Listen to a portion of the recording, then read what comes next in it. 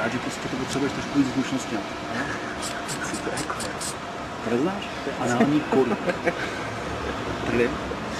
Strašný. No, jasně.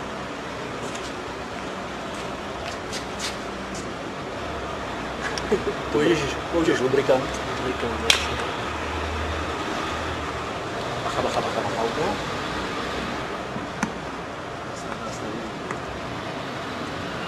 Tak a potřebuješ se na přesný místo, který ti pak ještě ukážu. No? A teďka jenom zapumpuješ.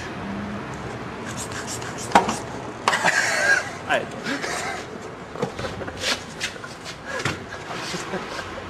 To je právě. OK.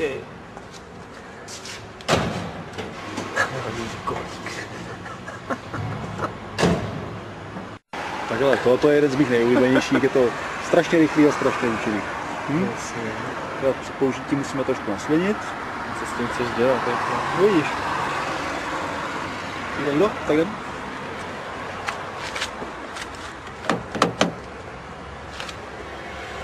Tak já to musím těsnit.